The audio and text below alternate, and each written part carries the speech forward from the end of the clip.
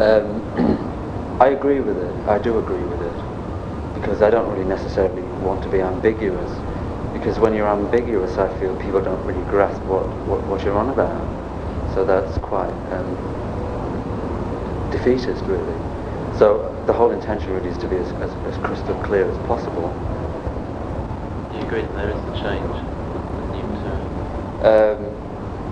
I think I might agree. I don't know, it's difficult for me to say, but I think I might agree. Several of the songs on the new album seem to have a much more direct and stronger narrative line than on the first album. Yes, they do. That's certainly there. Yes. Well, I didn't really have any intentions of being misunderstood with the words on this LP. A lot of people wrote about the first LP, and they said things that were very poetic and very interesting and absolutely inaccurate. So I just felt that on this LP people should really know which hammer I'm trying to nail, as it were. Do you think you've actually improved as a writer? Well, I never felt that I was somewhat of a novice, which of course is a horrible, fat, bloated, sickening thing to say. I never felt like a novice.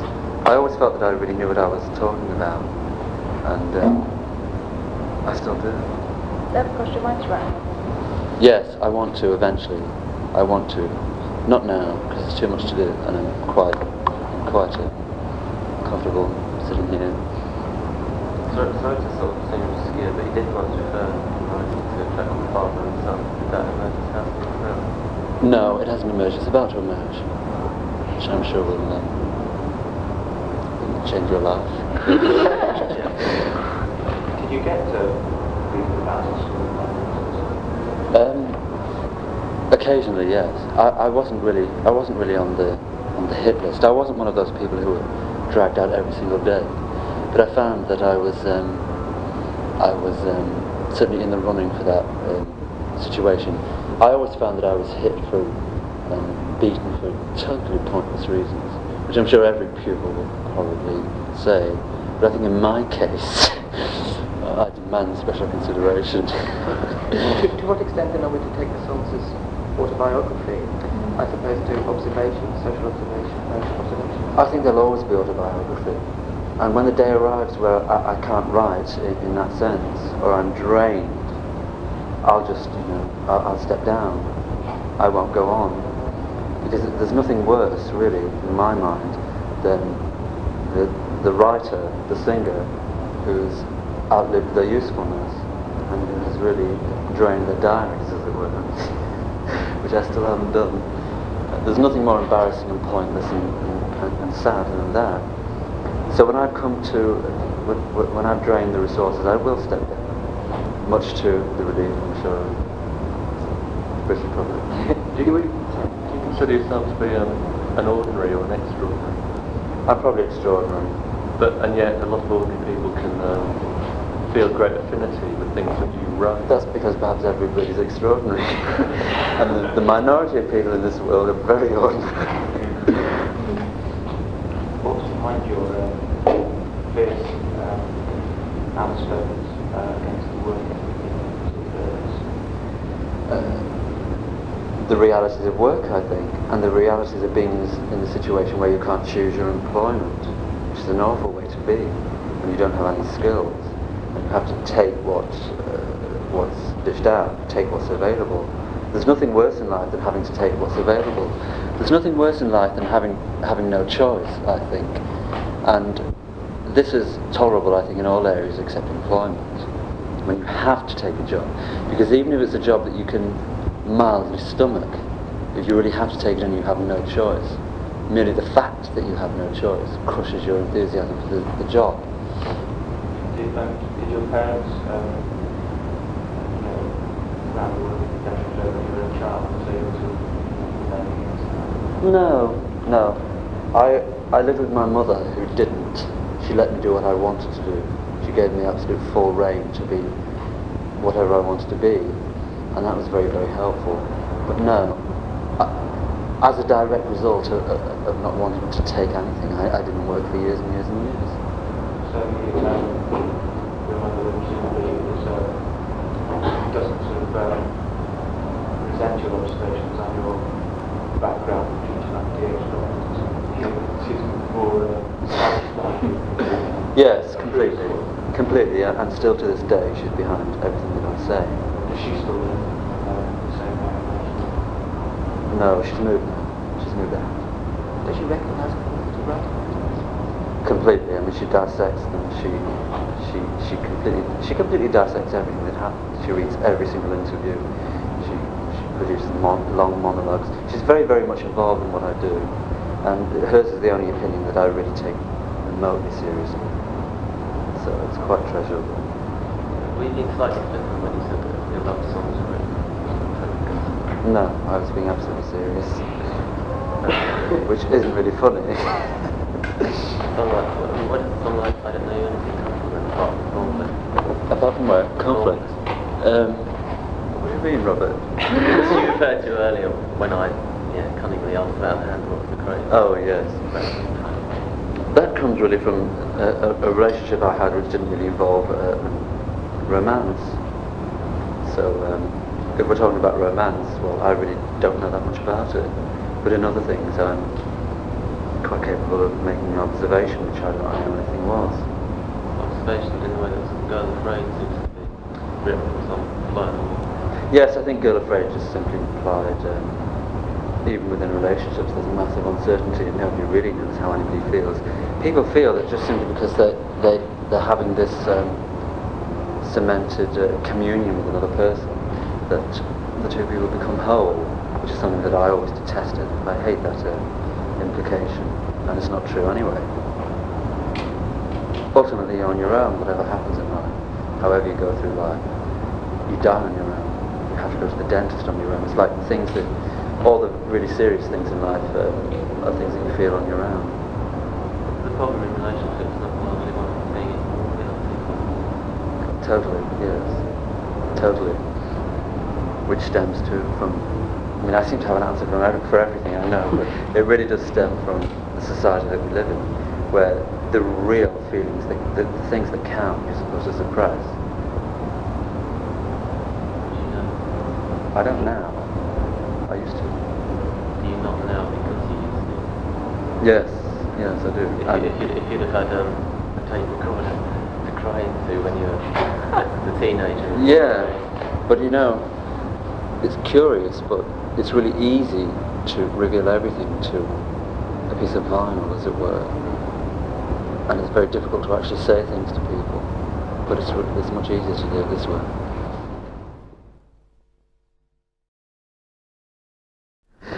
So No. there's a danger that you're abusing your position as a public figure and turning into a preacher, particularly on the No, beach. because everybody everybody on a public platform is a preacher. Most people preach absolute monotony, and it's accepted. But because I like to feel, perhaps in an absolutely misguided way that I don't, everybody sticks their pins in me, which is incredibly painful. You were quoted as saying, I think it was in the Record Mirror. It wasn't true, Robert, it wasn't true. With regard to vegetarianism, someone said, the other members of the band vegetarians, and he said, you don't try and inflict the way you feel on other people because it's quite boring. Well, that was an absolute lie. I just had to say that in order to seem quite pleasant. But yes, You try to seem quite pleasant, to remember the phrase. Yes, I do, because, otherwise what can I do? What's the question? What? Do you take that back? That request? No. Yes. Yes, but no. Yes, but no. In the actual track, everything has to be there. But elsewhere, I'm not going to bang on people's doors and saying, put that fork down, right? Because, I don't have the time. I'd do it if I had the time, but... Who was a vegetarian first, you or Johnny? Me. I've been a vegetarian for yonks, for years and years and years. And Johnny's a new recruit. Just for you. Well, modesty permits. I was really wondering who was going to be the first busybody to notice that I had leather shoes on. Which I'm sure will become the basis of all these interviews. Morrissey in leather shoes, shock. Do you think people have taken the Meters murder too literally and seen it only as a song against, I like to play vegetarian anthem, where in the context of the album it seems a great metaphorical part because it's actually dealing with that, like one of the basis ways in which people behave. Right, yes. Yes, they have, but that's okay, that's fine. If the track had been remotely overlooked, I'd be distressed. No, I'm happy about that. I mean, it is the basis of the record, of the whole LP. So no, I'm pleased. Very pleased. Whose idea was it to put the animal noises on? Where have you... sorry. Sorry. See, courtesy, it does exist. Where But is have it you- genuine though? That's the question. Where have you stolen lines from this time? Or are we You name it. Debris magazine. You name it. I haven't checked this myself. It's Oh, don't say it. Don't say Bob it. the Manning Crowd? From Mad Crowd, never. No? No, No, there's no. nothing. There's nothing worth stealing from that. If there was, don't worry, I'd have it. What about I'm not saying that Hand the Rock's Cradle was taken from anyone. No, what is that? but you just said it. No, no, Hannah Rock's What the Cradle. origin? Because that was one of the first two songs. Of the song. Yes, it was indeed. Yes. So where does this spring from? This springs from the. Nowhere. Just it's, just there on the table one day when I was talking into a bowl of brown flakes. No, I think I've always been quite honest when I've decided to when I've been quite light-fingered about the words that I use. I've stolen things, but I've only done it temporarily. I do plan to give them back. When the old career is over. When you say that you're using words that haven't been used in pop music before, it's just like I think that was a little wishful thinking. The week that you had your portrait of the artist printed in the Yes. I take the funny was televised for the following night. Yes, and you videoed it, I suppose. By accident. Yeah. Yes, I've still got the letters wrong, but don't worry. I know. I don't want to press the point. But you go on.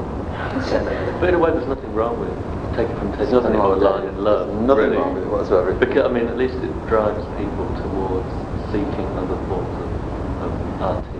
Yes, that's exactly it. That's your rationalisation. That's my answer completely. I'm absolutely. No, it's just the irony of when you said in more than one interview that you're using words that haven't been used in pop songs. Yes, but I didn't mean it in terms of goat and fish. I meant it in other ways, even though the word goat hasn't really been exploited. Phrases. But yes, I did. I still maintain that. I'll never resort to the usual nonsensical terminology. Never. No, that's true. It sort of struck me that you use certain adjectives in those words in a way that nobody else. You would talk about being massively disappointed, whereas those people put in these massive in terms of charts. That's your thing. So you seem to, I don't know, almost reviving areas of English. Is this back to Mr. Wilde? It might do. It might do. Tragically tidy. It might do. Yes, tragically tidy. Yes, I was proud of that. But So was he at the time. yes, it was. This is the shame of having such intellectual observers. One has just instantly found out completely. I'll have to start pinching things from Leslie Thomas or something. That'll fluctuate. Changing tack slightly. You know how the original batch of songs, in a sense, the 4 radio sessions that appeared before this Charming Man was released as a single. Yes. And then the numerous interviews which followed before more songs came out. A lot of the statements which you made in interviews sort of elaborated upon subjects such used in the songs. But do you find that now, the songs in the new LP, people are aware of the subject matter before they've heard the songs, like the Headmaster Ritual, and How Things Now? I can't really see how they can be aware of it. I can't really understand Is it it. not in your mind at all? No, not really. I think there's a familiarity now, which wasn't there before because we hadn't made any records. But I don't really see how people can be aware completely. Not really. I mean, I never felt any embarrassment about writing about school. I know it's been done before, and it's been done very, very badly, but that didn't put me off really. I still had things to say. And do you think that you also have something to say on other subjects which have been written about in recent Like Yes, Love, I do. for example. Yes, I do, because it's really a test of your own capabilities. If you can write about the most mordant, morose, nonsensical, plain subject and make it sound interesting, I think that's really the test of true artistry. Many people in literature have written about very boring things. It's curious to me how people can write about love and yet it's still quite startling. It's quite remarkable and it makes you really sit up and whatever. But that's really the test of genius. Would you say that in the songs you use phrases which in certain situations people would use in conversation rather than those which come to mind afterwards? Yes, I do. Well, I'm saying That was initially quite intentional for the words to be conversation, or quite similar to conversation. Yes, that was quite intentional. Does it come naturally, or is it even more difficult? I find it easier. I find it easier than doing other things. I find it impossible to be oblique. But the newer songs seem, in most cases, more straightforward, less ambiguous. Do you agree with that? Is that due to